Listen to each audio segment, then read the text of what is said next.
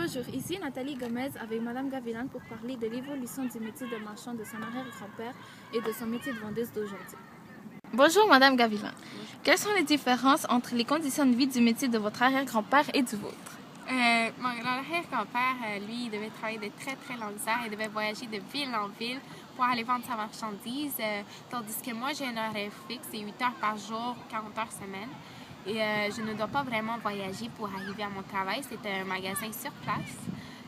Mais ça ne veut pas dire que mon métier est qu'il n'a que des bons côtés. Je dois rester 8 heures debout.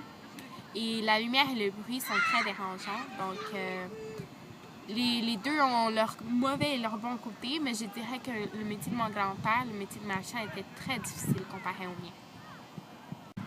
Que pensez-vous des tâches du métier de votre arrière-grand-père? Je pense qu'il y a quelques tâches qui se ressemblent à les tâches que j'ai à faire aujourd'hui. Par exemple, socialiser avec les clients et les conseiller sur les produits à acheter. Moi, je dois ranger la marchandise, étiqueter, tandis que mon arrière-grand-père, il ne devait pas faire ça. Il n'avait pas autant de tâches que moi j'avais à faire. Moi, j'ai à faire la caisse et à conseiller et à ranger la marchandise en arrière. Donc, j'ai plusieurs tâches que mon grand-père n'avait pas. Quelles études sont nécessaires pour faire votre métier? Mais il n'est pas nécessaire de faire une étude. Cependant, on peut avoir notre DES, diplôme d'études secondaires, et aussi un diplôme d'études professionnelles pour être un vendeur professionnel, pour savoir vraiment de quoi on parle à l'heure de conseiller les clients. Même mon grand-père, lui, il n'avait pas vraiment d'études. On pouvait le faire si on le voulait. Le seul obstacle, c'est qu'il fallait savoir parler les langues parce qu'il fallait communiquer avec les autres. Par exemple, s'il tombait sur un anglais ou n'importe quoi, il fallait savoir comment communiquer avec eux. Quelle est la différence du salaire de votre arrière-grand-père et du vôtre?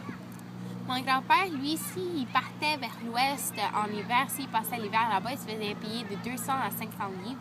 Tandis que s'il partait au printemps et revenait en automne, en canot, vers l'ouest, bien sûr, il gagnait de 100 à 200 livres. Moi, aujourd'hui, je gagne, si on commence comme vendeur, on gagne 10 $, mais on peut même arriver à 14 $. Et si on est un vendeur professionnel, comme j'avais dit tantôt, qui sait de quoi on parle, qui a eu un diplôme pour cela, on peut même gagner jusqu'à 16 $. Quels sont les dangers du métier dans le temps de votre arrière-grand-père? Il pouvait se faire voler, agresser, bien sûr. Et aussi, il y avait aussi les risques de, par exemple, s'ils amenaient de l'essence, qu'il se passe un incendie ou quelque chose de même. Et maintenant, quels sont les dangers de votre métier? Il y a aussi les risques qu'un voleur rentre dans le magasin, comme j'ai dit, de se faire voler. C'est un peu comme mon grand-père, il y a encore le risque de se faire voler.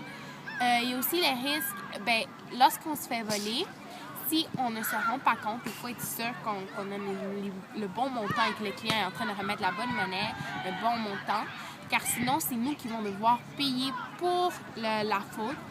Donc, c'est très strict.